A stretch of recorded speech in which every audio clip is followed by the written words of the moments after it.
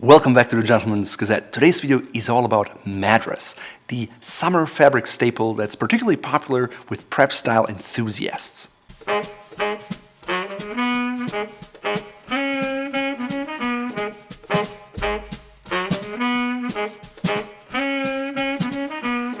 First, let me dive into the rich history of Madras, then we talk about what the fabric is and what it isn't, as well as how you can wear it well, no matter if you're into prep style or Ivy League style or not. The Madras pattern became really popular in the 1960s in the form of slacks, jackets, and shirts. However, it has been around for much longer and it has its roots in India, specifically in the city of Madras, which is now known as Chennai. The Madras fabric has a really long history stretching all the way back to the 2nd century. By the 1630s, Dutch traders would export the Madras fabric to the West. They liked it so much that they offered duty exemptions, and in no time was the whole city converted into a weaving center for Madras fabric. The original Madras fabric was basically a cotton muslin that was either overprinted or very richly embroidered. At this point in time, all printed patterns were made out of vegetable dyes, which caused them to be not very colorfast. Eventually, it wasn't just the Dutch who grew fond of the fabric, but also the British colonialists, and so they brought it back to their home country. Madras plaid, as we know it today, probably first appeared around 150 years ago. It was partially a result of the tartan craze that started to hit off after King George IV visited Scotland in 1822 and when he fell in love with tartans and plaids. And because they were so popular, they also found their way into the Madras fabric. Today, you'd be hard-pressed to find a Madras fabric that doesn't have the typical plaid or check structure. Madras first appeared in the US in the late 1800s. For example, in the 1897 Sears catalog, you can already find that fabric. The cloth also gained some popularity with Americans in the 1930s who would travel to the Caribbean. Also, magazines like Apparel Arts or Esquire would praise the summery, casual elegance of the Madras fabric for jackets, for slacks, and for shorts. Madras probably reached its peak during the 1960s when Brooks Brothers created a bunch of garments in that fabric. At the time, Brooks Brothers wasn't aware of the bleaching vegetable dyes, and so when customers first bought it and realized it wasn't colorfast, they got furious. Now Brooks Brothers responded in a very smart way and turned it around in a marketing stunt. They now called it guaranteed to bleed, and customers couldn't wait for their garments to bleach out fast enough. To this day, you can find the reference to the original bleeding mattress, and that's something that people still want in their garments. From that point in time, Madras became a staple in the preppy style wardrobe. Even today, it's still a classic summer fabric, even though the vegetable dyes have mostly vanished and bleeding mattress isn't really bleeding anymore. It's really hard to find the actual bleeding mattress, but there's still a few vendors out there, and it's still made in India to some extent. So how exactly is Madras defined these days? It's basically a very thin cotton muslin fabric with a range of checks, usually multiple different colors, and very rarely you can also find it in stripes. If you can still find the original Madras fabric from Chennai, it's usually hand-woven, it is made out of cotton, and you can find the pattern on both sides, so it is potentially reversible. That being said, Madras today comes basically in 3 different types. One is a yarn-dyed fabric where the yarns are dyed in different colors and then they're woven in a specific pattern. It's not a pattern that is just printed onto something, let's say like that's the case on florals. Another popular mattress pattern is a patchwork mattress, meaning a bunch of different mattress samples with different patterns and colors are all combined into one fabric.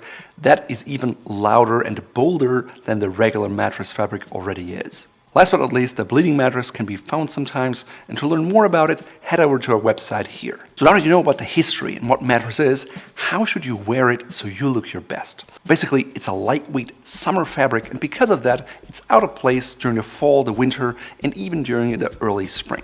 Even though most of the time the Madras colors are more muted, it still is a very bold pattern that draws the viewer's attention to it. Because of that, you should only ever wear one garment in a Madras pattern, otherwise it's over the top.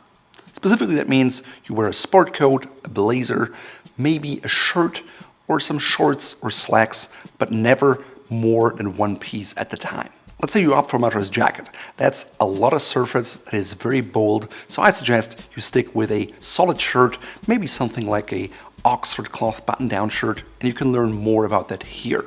On top of that, you can maybe go with a solid tie or maybe a knit tie that adds a little bit more texture and is more casual and works with the natural character of the mattress fabric. For slacks, I suggest you go with something like chinos because they're lighter in color, they're more summery, and they're solid, so they let your jacket shine. To learn more about chinos, please check out our in-depth guide here. And if you want to learn how to buy chinos, check out this in-depth guide from the Cavalier, who tested over 20 off-the-rack brands. I've only seen someone wearing a Madras suit twice, but in my opinion, it's just over the top and it should be avoided. The same is true, of course, for Madras tuxedos or black tie outfits. It's just a very loud, wannabe preppy take on things, and it's not something a stylish gentleman should wear. If you're still curious about the Madras tuxedos, please head over to our black tie guide here. Personally, my favorite way to incorporate Madras into my wardrobe is through shorts during the summer. First of all, they're really lightweight and comfortable to wear when it's really hot outside, but they also combine very easily with solid polo shirts and boat shoes or canvas shoes. Usually Madras has a bunch of different colors, and if you just pick one of the colors and use a solid colored polo shirt, or maybe you pick up a color that you see in your shoes, your whole outfit looks coordinated without looking too matchy-matchy. When you wear Madras shorts, definitely stay clear of pattern polo shirts such as bold stripes or window pane checks because it's just a pattern overload that is too much. As shorts are casual and Madras is a casual pattern, you want casual shoes such as boat shoes or maybe canvas shoes, not dress shoes. If you want to wear a Madras shirt, I suggest you go with a solid tie, or maybe you skip the tie and you go just with a blazer or sport coat. But again, you want something more summery, maybe a fresco fabric, maybe a very pale seersucker if the color's not too bold, otherwise it's a clash. And stick with solids and let that one Madras pattern shine. If the Madras garment is too much for you, it also works as a bow tie, as a regular necktie, or maybe as a pocket square. Even though they're small accessories, they provide a distinctly summery feel for your entire outfit. So if you just have a regular business suit and you don't know how to make it more summery, add a Madras accessory. Even as an accessory, Madras is still pretty bold, so I'd rather stay clear of other bold patterns and stick to very subtle things, otherwise the whole combination is out of whack. Some people who like bold things are really into patchwork mattress because it really draws the attention to the wearer. Personally, I'm not a big fan of it because I just think it's loud without being stylish. I prefer to have a more color-coordinated approach with just one mattress because that's loud enough for me personally. So last but not least, where should you buy Madras? Well, there are several routes. You can either buy the raw fabric, and there are places online that source the original stuff from India.